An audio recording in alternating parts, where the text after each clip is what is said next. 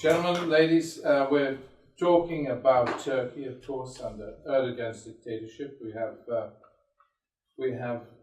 Alon Ben-Meir of New York University, and we have David Phillips, director of the Program for Peace Building Rights and Rights at Columbia University's Institute for the Study of Human Rights. And Erdogan is an interesting character, so we have much to hear. I'll take this one side if you want to take over. Yeah, let me just say, my dear friend here, David, just recently wrote a wonderful book about Turkey. We both analysts, we both seek peace, but David is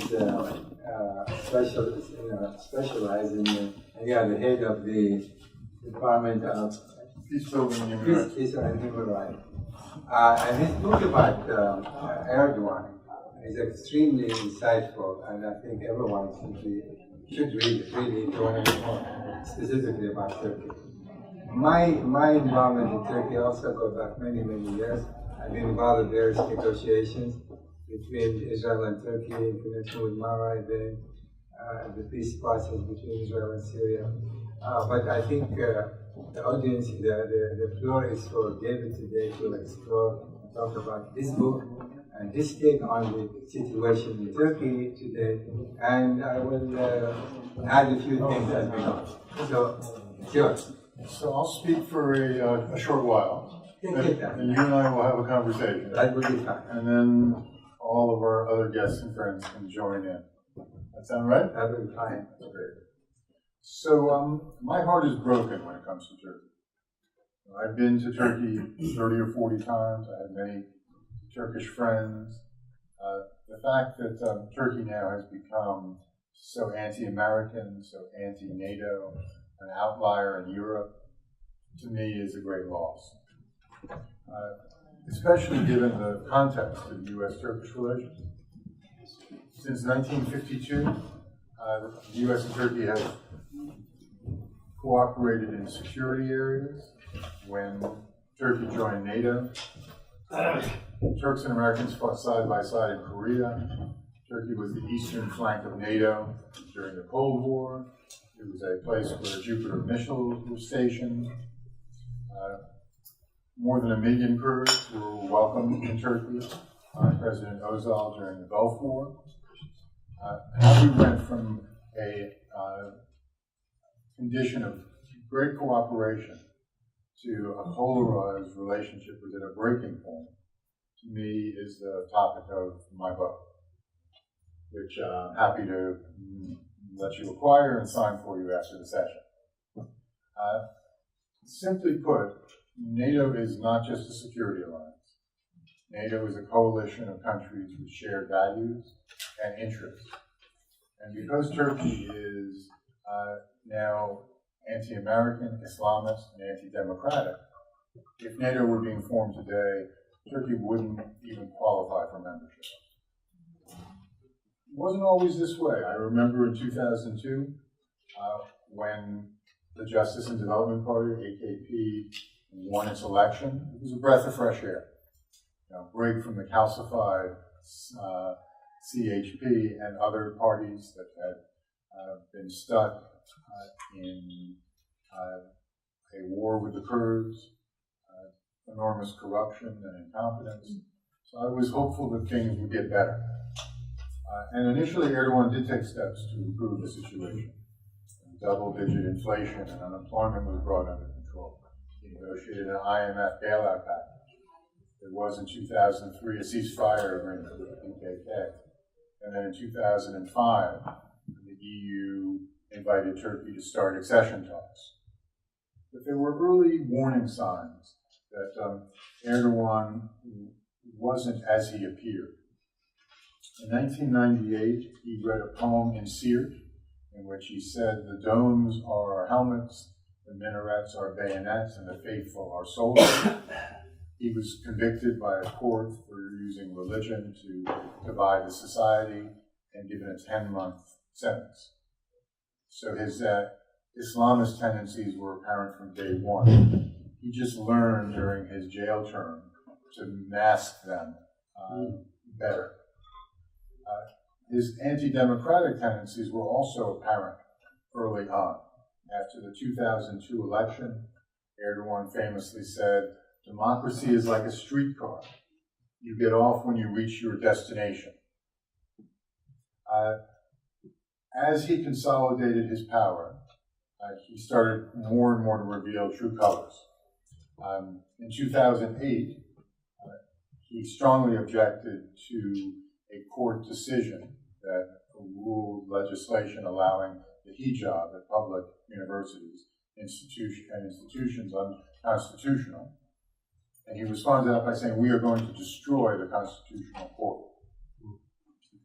The campaign that he launched through Operation Sledgehammer and the Erdogan incident were all attempts to prosecute prominent former security officials who were part of the deep state during the CHP era. They were no angels by any means. It would be wrong to characterize Turkey as a democracy ever. But Erdogan's attack against the security establishment intensified after 2008. Many people ask, what happened? Where did Erdogan run off the rails? And in my view, 2013 was a pivotal year. Mohamed Morsi was removed as president in Egypt, and he was sentenced to death. Morsi and Erdogan are cut from the same cloth. In many ways, the ideology of the AKP is the same ideology as the Muslim Brotherhood.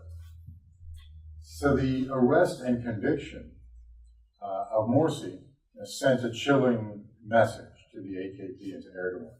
He accused the West of being behind Morsi's removal, said it was an American Zionist plot.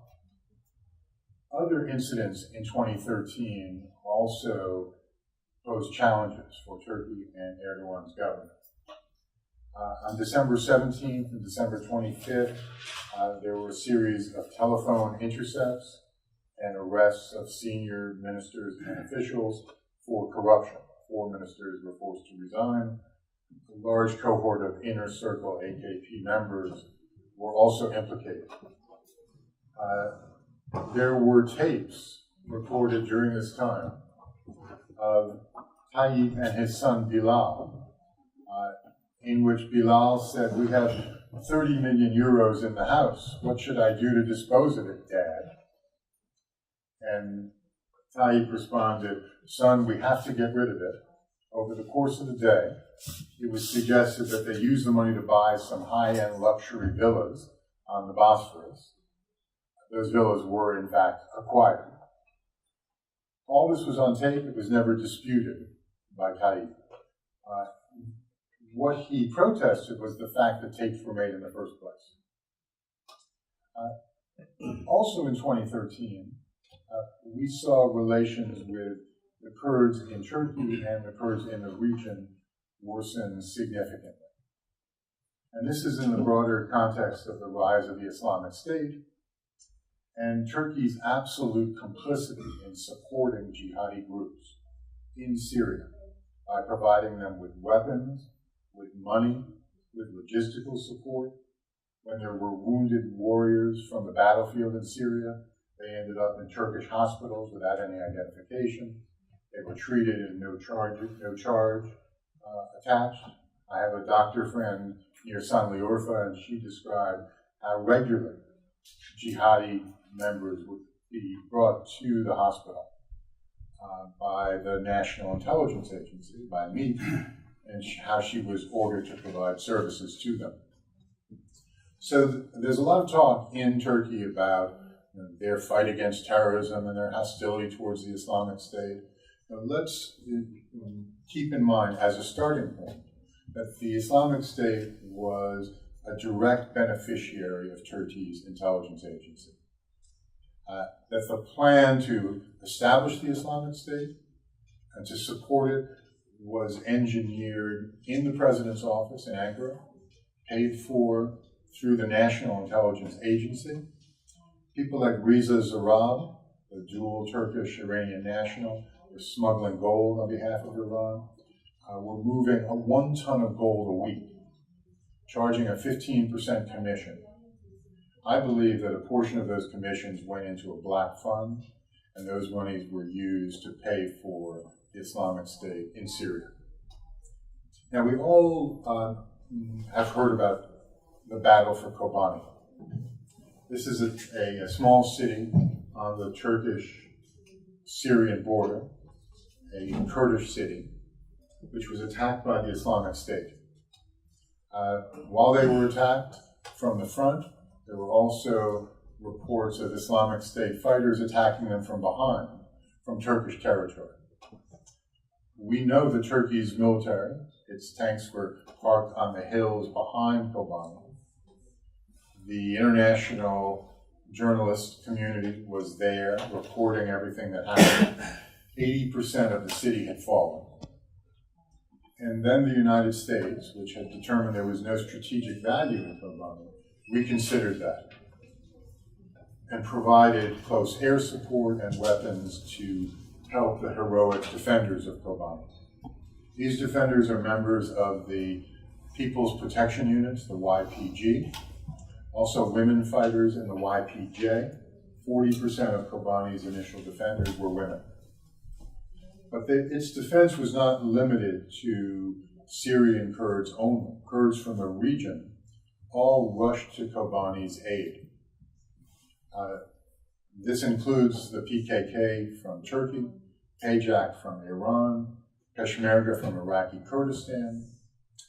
I commend all these heroic defenders of Kobani for the remarkable performance they displayed in defeating the Islamic State and ultimately driving them out of the city. I commend the United States government and the Obama administration for having made the decision to support all of these groups, including the PKK, who were defending the city. Kurds from across the region rushed to Kobani to help, but instead of being able to access the city, the borders were blocked, and that led to very intense protests across Turkey, which were brutally suppressed. And frankly, brutal suppression of popular protests became the norm in 2013. Just as the events in Tahrir Square were unfolding, in May, Turks gathered in Gezi Park in Istanbul. The initial cause for their gathering was to rescue a green park area from construction of a department store, but their grievance really ran much deeper than that. Women were being told what lipstick to wear, how many children they should have. The diminishing and shrinking space for freedom of expression in Turkey as a direct result of AKP policies was really the root cause of the Gezi Park protests.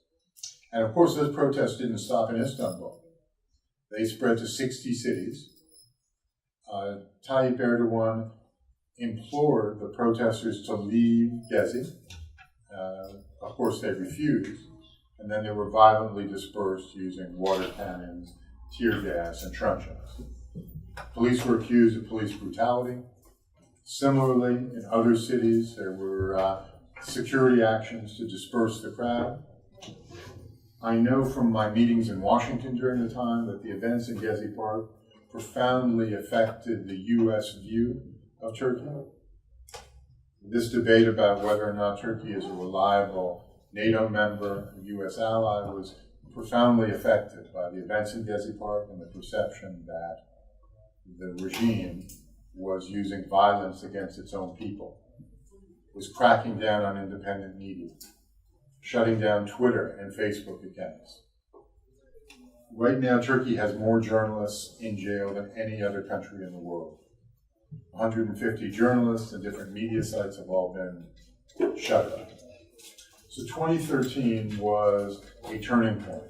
We can look at the events in this context and see how Erdogan threw caution to the winds, stopped pretending for Washington and for Brussels that he was a westernized modern leader and revealed his true colors, which were Islamist and anti-American. So 2016 was also a very rough year for Turkey. Most notably, popular support for Erdogan started to wane. These kind of heavy-handed tactics don't sit well with Turkish civil society, which is vibrant, dynamic, engaged. So when there were elections held in Turkey on June 7th of 2016, the AKP still won a significant plurality of 40-some-odd%, but it was much less than Erdogan hoped for and expected. His goal was to gain a supermajority in the Turkish Grand National Assembly, to use that support to amend Turkey's constitution. What he called constitutional reform were really steps to consolidate his dictatorial powers by changing Turkey's constitution, eliminating checks and balances, at the same time as civil society and independent media was further eroded. There were intense negotiations between the U.S. and Turkey about the use of Incirlik Air Force Base at the time. It took more than a year, but finally Turkey agreed that the U.S. could use Incirlik for its counterterrorism attacks. But counterterrorism to Erdogan means killing Kurds. So he used Incirlik to attack Kurds in Kandil and elsewhere in Rojava. This caused great dismay among the senior U.S. officials involved in the campaign to counter ISIL.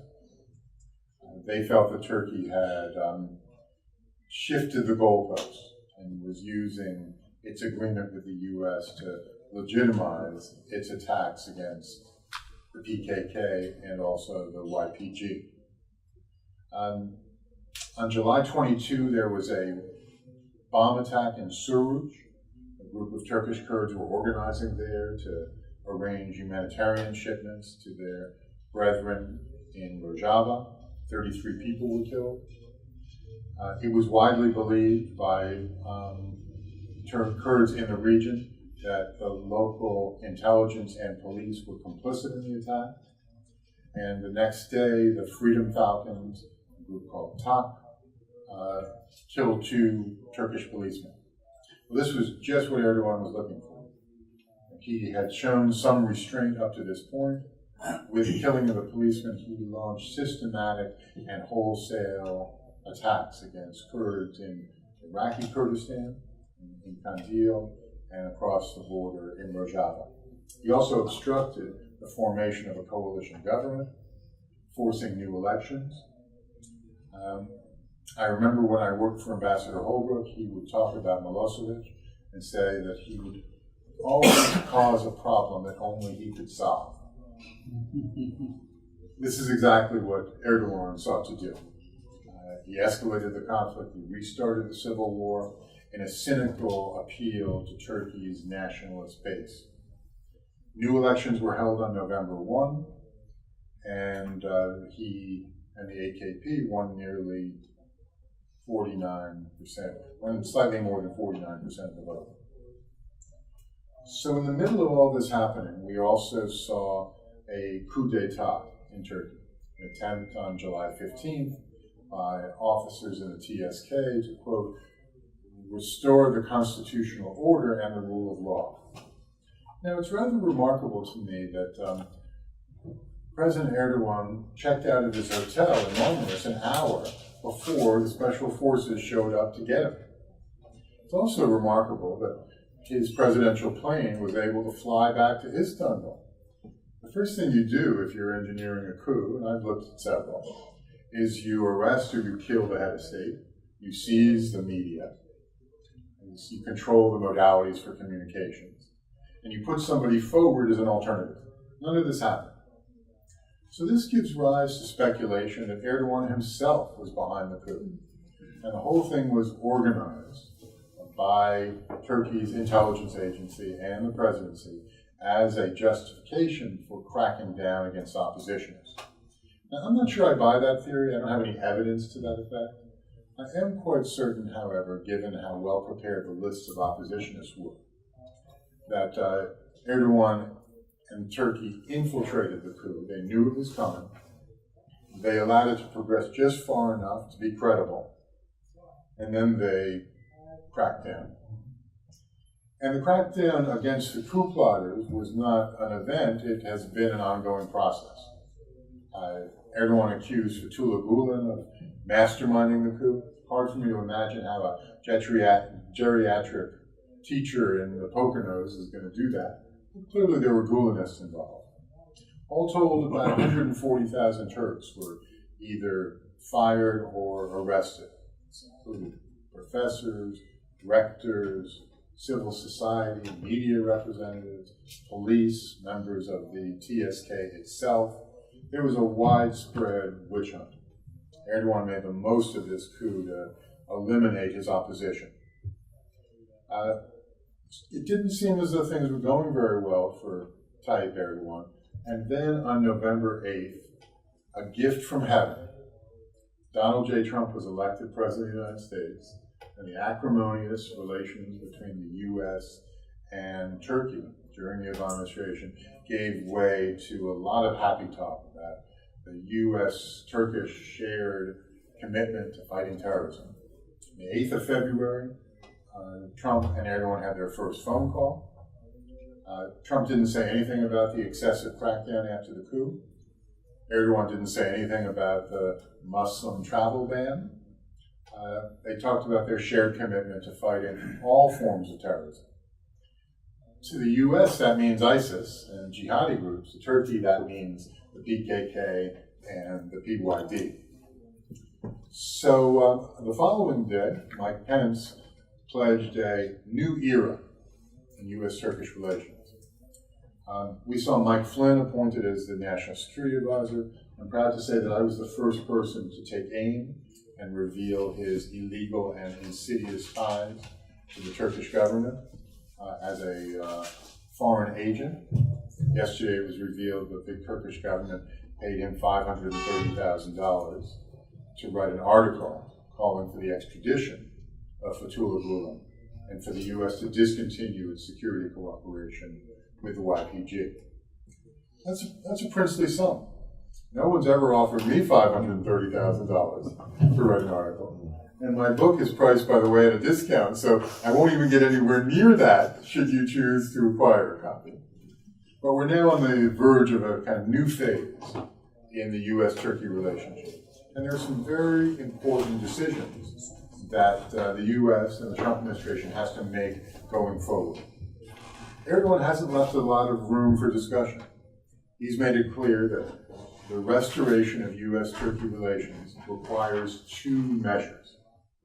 The first is the extradition of Fethullah Gulen, and the second, a decision by the Pentagon to fully and completely discontinue its support for the YPG. If you'd like to have a seat, you're welcome.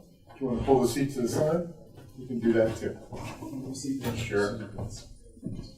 So, Turkish officials have visited Washington. They've brought boxes and boxes of papers documenting Gulen's support for the coup. I don't think there's anything in those boxes that's going to warrant extradition. The U.S. Trump administration and Justice Department might decide to throw Turkey a bone and give up Fethullah Gulen. But that's not a political decision, even if they decide to sacrifice Gulen. That's still a legal decision, and it's not something that the Justice Department takes on its own. It's something that has to be approved by a judge. And we've seen how judges are showing their effectiveness in this new era of American politics. If there is a hearing, Fethullah Gulen will have a chance to testify. I'm sure he's got lots of stories about his old friend Tayyip Erdogan that Tayyip doesn't want to have broadcast publicly. And if the judge does in fact order his extradition, which I think is unlikely, then Gulen has the right of appeal. So if Ankara thinks this problem with Gulen is going away anytime soon, it isn't. It's going to take months or years for this to be resolved. The next set of decisions involves the YPG. The U.S. has supported the YPG since Kobani to take the border crossing at Tal Abyad. They are the point of the spear now in the battle for Raqqa. I'm told that the Syrian Defense Forces, which include some Arab fighters but are mostly comprised of YPG members, YPJ members, are 5 kilometers from the city outskirts of Raqqa. So Turkey has sent a cavalcade of officials here, warning about a serious rupture in U.S.-Turkey relations if we continue to work with the YPJ. But the generals see things from the ground up. If the goal is defeating the Islamic State, who are we going to do that with? Are we going to turn to the Free Syrian Army and Turkish Special Forces? Frankly, they just got their butts kicked in Al-Bab. The second tier of the TSK has been gutted. So even though Erdogan can talk tough about the Turkish military, it's shown that it really doesn't have the capacity to get the job done when it comes to difficult street-to-street fighting with the Islamic State in Raqqa. So our first decision is, who are we going to arm and equip and work with to go after the Islamic State? Trump has also promised a, quote, big, beautiful safe zone along the Turkey-Syrian border. So I support a safe zone. It would provide a place for refugees to return.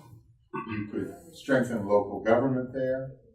Rojava has also already shown itself a successful experiment in grassroots democracy and women's empowerment and sustainable development. But if you invite Turkey and the Free Syrian Army in to provide security in the safe zone, you're essentially inviting a war within a war. Syrian Kurds are going to view that as an occupation force. They're already smarting at the Turkish operation in Jarablus. And by the way, the Islamic State fighters in Jarablus that Turkey came in to attack put up no defense. They simply shaved their beards, changed their short-legged pants, embraced their Turkish brethren who had provided them all these resources. So there was no battle for Jarablus, just another example of battlefield collusion between the TSK and the Islamic State. And then the third issue, which is a serious bone of contention, involves the final peace agreement for Syria. There is a ceasefire process known as the Astana process. This is something that Turkey and Russia have initiated with assistance from Iran. There have been 2 meetings. The U.S. wasn't even invited to the first meeting. We sent a, quote, observer to the second meeting. Imagine a meeting about ceasefire and disarmament without the U.S. participating. Let's see if that Astana process yields some result. Hopefully it will, because the Syrian people have suffered too much for too long. There's a parallel Geneva process which deals with the political negotiation. And frankly, we all know what Syria is going to look like when this war is over. It'll look a lot like Bosnia did after the Dayton Peace Agreement. We're going to see highly devolved powers from Damascus to the regions. We're going to see a new constitutional arrangement with a term limit for the president, a new parliament of regions. After the last Astana meeting, Sergei Lavrov invited a Kurdish delegation to come to Moscow. Turkey did not let them in Astana. And how can you possibly have peace in Syria unless the Syrian Kurds are a principal to that peace agreement? And at the Moscow meeting, he proposed autonomy for Rojava. So the U.S. has a consequential decision to make. Are we going to align ourselves with Russia's recommendation, which frankly is the right recommendation and needs the U.S. on board? Or are we somehow going to acquiesce to Turkey and invite an ongoing and perpetual violent conflict in Syria, of which Turkey is a direct party? So I'm using the release of this book, which is recent, just a week ago. I'm using my speaking tour and considerable amount of media presence to make a case that the U.S. needs to rethink its relationship with Turkey. Turkey is an uncertain ally. We should be strengthening our relationship with the Kurds, who, other than Israel, are America's best friends in the region. And we should be thinking about the process of recognizing Iraqi Kurdistan as a state with its own sovereignty, shifting the eastern flank of NATO from Incirlik, which is unpredictable, to airfields in Erbil, and strengthening our security cooperation with Kurds in the region. I've met on this trip with White House and State Department officials. I'm making my points as strongly and as clearly as I can. I'm pleased at the open-mindedness of the U.S. officials that I'm talking to. What they say in public, their desire to placate Turkey, and what I hear in private are two different things. So let's continue to raise our voices. Let's use whatever fora we have, including a meeting like this, to discuss the nuances of the issue. And let's remember that at the end of the day, the Kurds have said we have no friend but the mountains. Now Washington needs to recognize that it has no friend but the Kurds. So thank you all very much.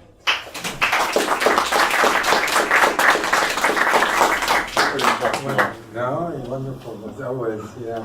I first need to apologize to you. No, take over. I wasn't sure. You can moderate. No. Now it's in your hand. I apologize. I wasn't sure why you were. I know you were coming here. Let's get into the discussion, okay? Yeah. Let's move beyond apologies. No. Go on. Let me just. I've also been looking at the Turkish situation going back at least 10 years now, maybe more than 10 years. But I'm also drawing a different conclusion as of recently, and that is, I don't think it's new to David for sure. And I think Erdogan has far greater ambition than anyone has been thinking about in terms of what he wants really to do. And his ambition is basically to restore at least semblance of the Ottoman Empire. And if you look at his activities in terms of foreign policy, domestic policy, the Islamization of the country, as Turkey itself, this is a guy who really would like to be the leader of the Sunni world. The Caliph of the Sunni world. Caliph of the Sunni world. And he's pursuing, again, domestic and foreign policies in order to consolidate his powers. For example, the amendment to the new constitution, where they be granted pretty much dictatorial power. What David already mentioned, how he's systematically introducing Islam and certainly not separating between the state and the church, or state and the mosque, for that matter, and using Islam as the means by which he's promoting his political philosophy. This is important to keep in mind, because when you use religion as such, you are raising, and of course Turkey has a significant secular constituency, it's very large. In fact, as of 10, 15 years ago, Turkey has been a secular society. But what he's trying to do now is basically changing the nature of Turkey as such. And when we review everything that he's doing, to me this is pointing exactly to the direction that this guy wants to have absolute power, dominance in the Muslim world as a leader, and and actually revisiting his relationship in the entire region. Needless to say, Can I jump in and say something? Yeah, go ahead. So I think that we're also talking about civility. And the Turks that I've known over the years are an extremely noble people, hospitable, gracious, smart, kind. But since Erdogan has emerged, that civility has eroded dramatically. When there was a debate on the floor of the parliament about the constitutional referendum, I have a friend who's a member of parliament with the CHP. She lost her arm and a leg in a train accident. And during the debate, she was attacked by other women MPs. They ripped the prosthetics off her body and left her writhing in pain on the floor of the parliament. Now, is this the Turkey that I fell in love with in the past? It's not. Something profoundly has changed. The rhetoric that Erdogan uses, the tone of incivility that he's normalized, is now affecting the whole society. Sorry to interrupt you, but I want to tell this story. No, this is important. Not necessarily. I don't want to give any speeches at this point. I'd like to have a discussion. Should we open it up? Yeah, I think so. I think it's better to have a discussion because David covers pretty much what needed to be said as far as everyone that goes. But the question for us now, where do we go from here? That is, what should the United States policy is going to be? How the Arab and the Muslim world ought to be dealing with Turkey. Turkey is no longer can present a model for democracy. It is pretty much gone. No longer Turkey can claim it's a democracy, Islamic or otherwise. So let's open the discussion as far as that goes, and we can take it from there. Would you identify your name and affiliation? Yes, my name is Rewar Rashid. I'm from Iraq, Kurdistan. Well, I have a comment and then I have a question to Mr. David. But first of all, thank you very much for your presentation. I find it as a good picture of Turkey. But then it gave me a few questions, like you are talking about the Turkish relationship with the United States since 1952, and that's correct. I don't have any against that. But as far as we go back, since 1923, Turkey has made atrocities against Kurdish people, Assyrians, Armenians. Since 1923, October 29, 1923, when the Turkish state founded, it has been a war against civilian people in Kurdistan. Could I ask you to get to the question? Yeah, I will, because it's very important. So, the democracy of Turkey, I could say that there has been a bout of democracy in Turkish Anatolia, but there has always been a fascist occupation of Turkey in Kurdistan and Kurdistan area in Turkey. So, where is, like, the United States government, of course, and Western democracies, unfortunately never had a demand of their friends or their allies to be democratic, in a sense that the United States is a democratic country. No demands to be respecting human rights, respecting democracy, and so on. Rebel, you really have to get to your question because we don't have a lot of time. Sure. Then now my question is that. So what happens if all of a sudden there will be a coup d'etat in Turkey and some so-called secular government comes to power? What's going to happen to Turkey? So all of a sudden would be a democratic land again. So let me just provide some historical context on top of what you said. The Treaty of Sèvres promised the Kurds a referendum within 1 year, 1920 with Sèvres, on their political status. There was never a referendum. Instead, Ataturk launched a war of independence. Sèvres was overridden by the Treaty of Lausanne of 1923. Lausanne made not a mention of the word Kurd or Kurdistan. So completely ignored the commitments that had been made to Kurds in the past, and as a result, 40 million Kurds are captive nation in Turkey, Iran, Iraq, and Syria.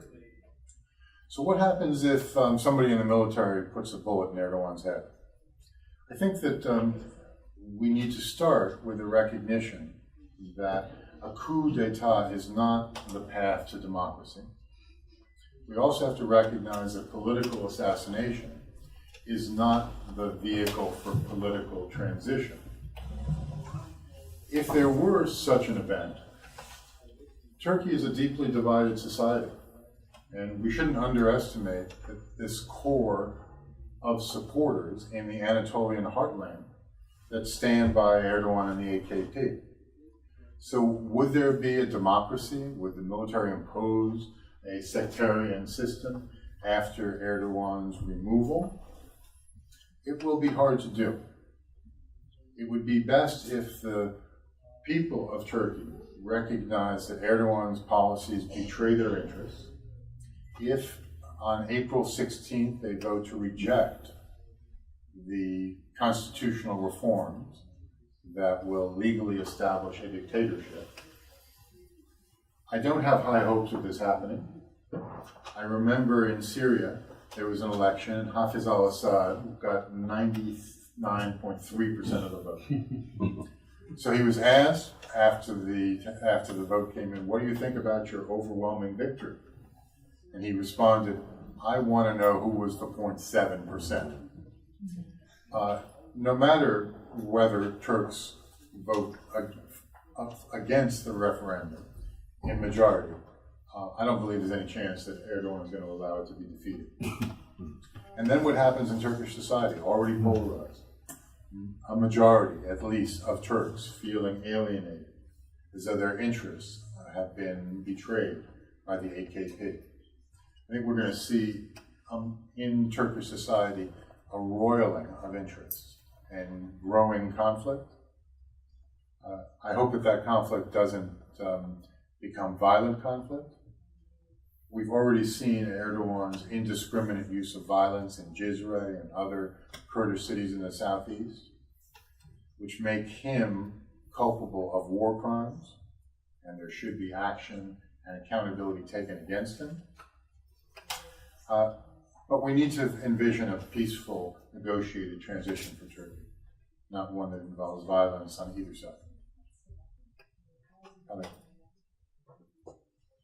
You managed to make a very complicated exposition of the history and current circumstances as complicated as it is.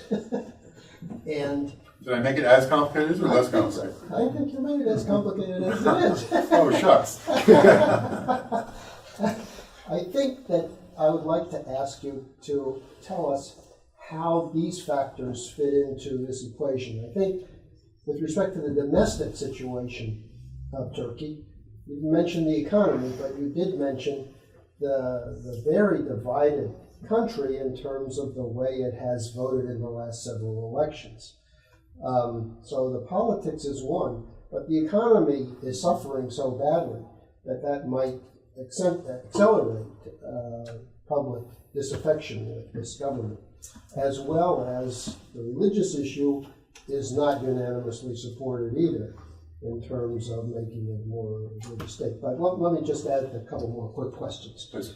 I don't think it's fair to say that that the United States is alienated from Turkey, and I think you might elaborate a little bit about that.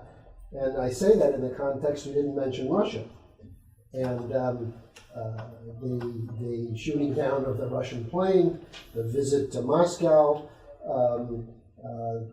what appears to be a lack of resolution between the relationship of Russia and Turkey since how many, 16 years? It must have been 16 wars or something like that between the Russians and the Turks, and the Turkish have won 0.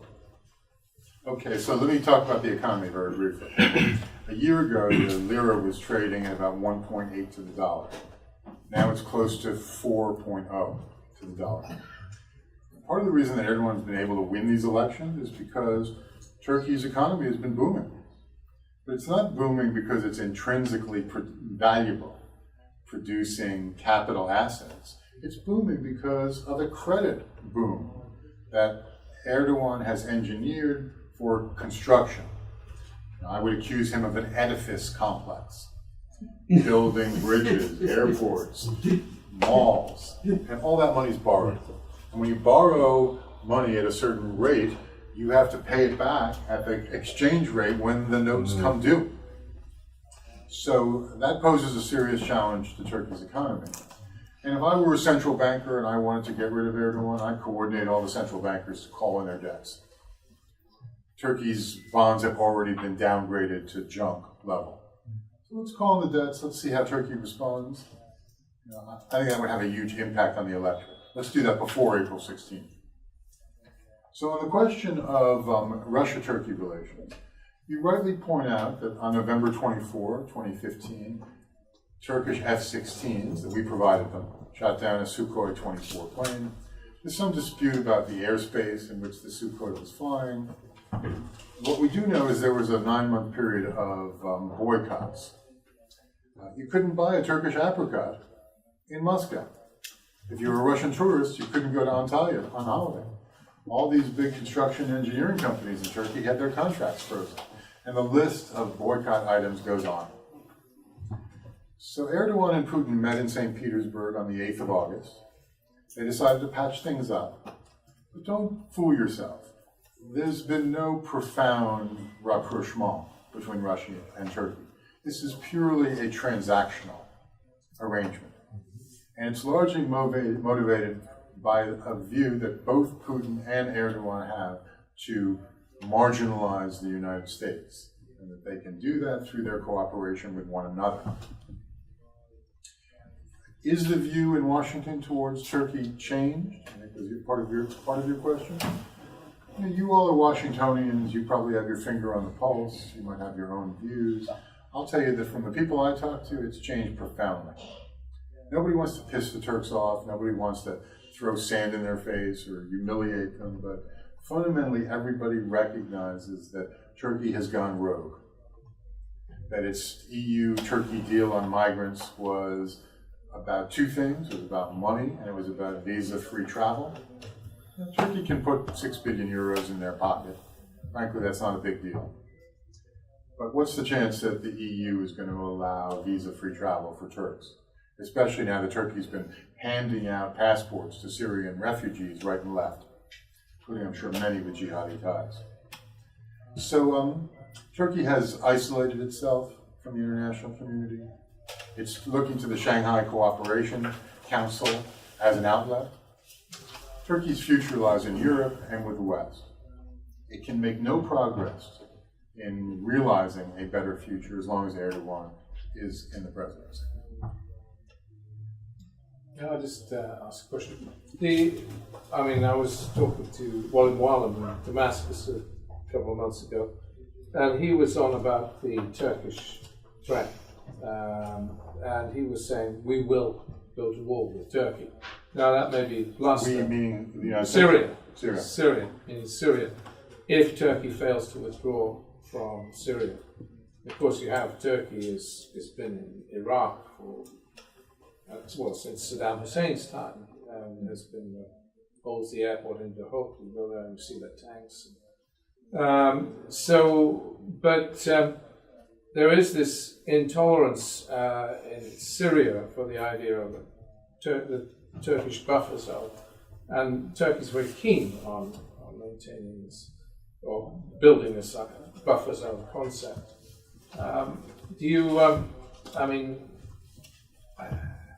Are we going to have some kind of a stalemate, or do you envision some sort of new war in that area? So let's be clear. What we should call the buffer zone is Rojava. Mm-hmm. The PYD should administer it, and the YPG should enforce it.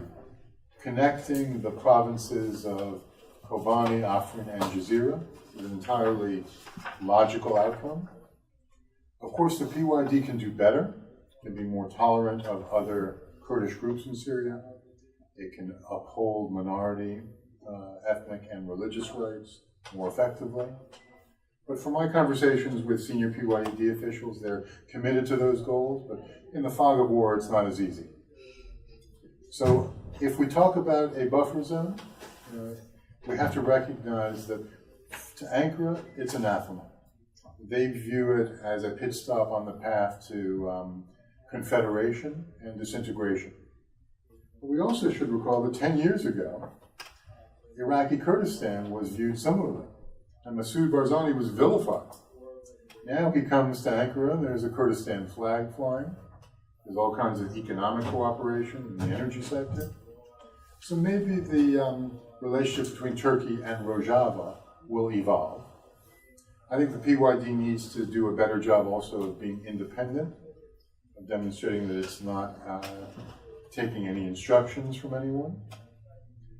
If it does that, then the U.S. is going to strengthen its support, not only in security assistance, but also politically and diplomatically. But we're going to look to the PYD first to show that its democratic tendencies are stronger than they've shown to date. I take an issue with this. I do believe that the Kurds in Syria is very much committed to establish their own autonomous rule, whether Turkey likes it or not. And what we are witnessing now, as of late last couple of years, Turkey's been fighting directly instead of actually bombing the ISIS. They were fighting more the Kurds than the ISIS. So the tremendous animosity now between the Syrian Kurds and the Turkey, needless to say. And so I don't think that the Kurds in Syria is going to merely settle for anything less. And they already begun the establishment, putting the foundation for autonomous rule. I know you feel that, of course, Turkey does not want to see this happening, and even though they objected to what happened in northern Iraq, now they have more or less normal relation with the Kurds in Iraq. But they are terrified of this eventuality in Syria, because that will be just another step to the reformation, in my view, of the old Kurdistan, albeit the Kurds in Syria, Iraq, Iran, and Turkey do not necessarily see eye to eye to re-establish the old Kurdistan. But there's no question, if you add another autonomous rule, was it with you, I think, when you went to the State Department? Remember a while ago? I do. Yeah. And you remember what was the Deputy Secretary of State said at the time? And Barzani was here.